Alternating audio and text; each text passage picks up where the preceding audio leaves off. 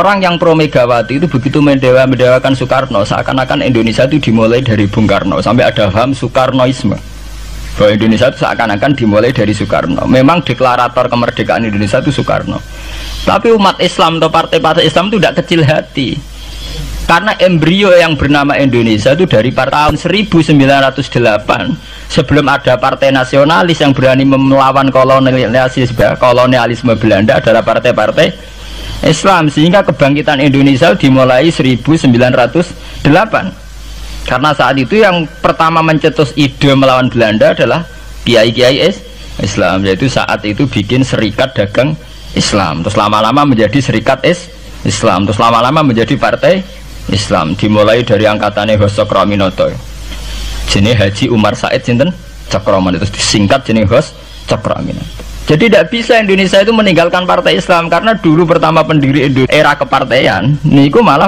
partai-partai apa? Islam yang lahir di Solo, di Jogja. Bahkan sebelum ada negara yang bernama Indonesia, itu ada negara yang bernama Demak Bintoro, ada Demak Ngayogyakarta apa? Karto. Itu semua negeri apa? Islam. Ya, paham? Sehingga secara kesejarahan kita tidak kalah sama tuanya Soekarnoisme atau partai PNI. Dan sampai kan kita ini kan kayak dinabubukkan seakan-akan Indonesia itu dimulai dari Soekarno, sehingga nak wani Pak Karno itu koyok-koyok itu kita anti Indonesia. Ya kita tidak mungkin nggak menghormati Soekarno, beliau sebagai pahlawan besar kita hormati ya, tapi ya kebesaran Pak Karno demi bangsa Indonesia jangan kemudian direduksi, disederhanakan hanya melewati partai.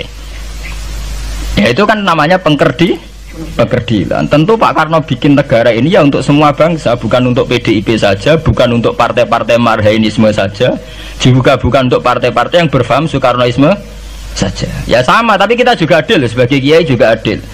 Hos Cokroaminoto bikin partai Islam adalah untuk mengusir Belanda dari bumi Indonesia, yang nantinya juga untuk kepentingan semua bangsa Indonesia, tidak hanya yang Islam saja.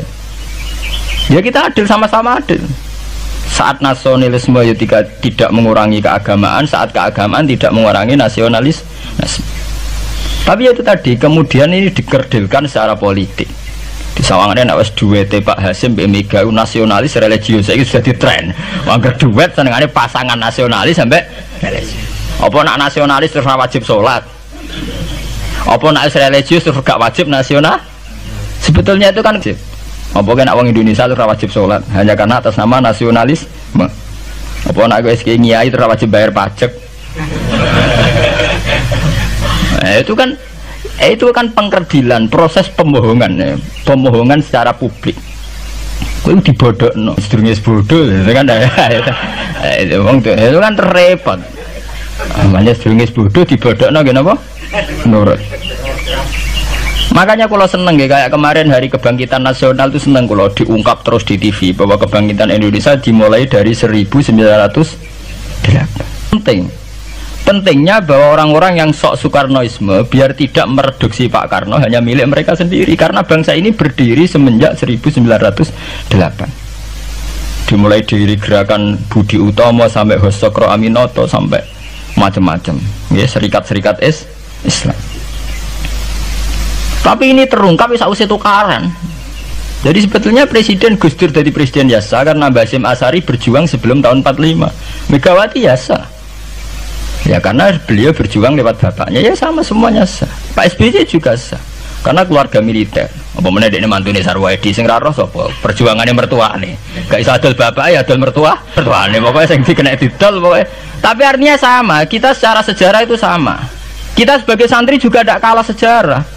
Karena berdirinya nasional sudah lewat para kiai itu takokno sejarawan manapun kayak profesor siapa di UI, siapa saja profesor sejarah bilang bahwa awal kebangkitan Indonesia itu dari partai-partai Islam. Bahkan versi orang nasionalis sekalipun tuh bilang karena Islam adalah satu agama yang paling sensitif terhadap penjajahan, karena Islam melahirkan satu faham jihad, bahwa ketika ada kolonial Belanda, wong Islam terinspirasi harus jihad, sehingga lahir partai-partai Islam. Dulu yang dilawan itu perdagangan. Ini kalau cerita sejarah, santri-santri sadar. Jadi santri salaf dengan model sekarang sing ra roh duit, ra roh dagang itu sebetulnya mengkhianati pendiri santri.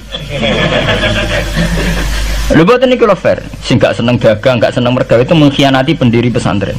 Sampai lihat sejarah, tahun 1908 itu namanya tidak SI, tidak Serikat Islam, tapi Serikat Dagang Islam.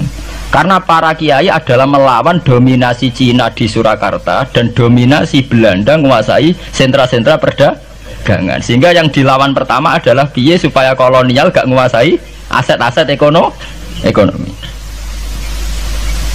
Sama takokno sejarah, cek versi kiai, cek versi buku, asal gak versi klenek. Itu pertama yang dilawan para ulama adalah penguasaan aset ekonomi oleh Cina dan Belanda, sehingga mereka bikin Serikat Dagang Islam.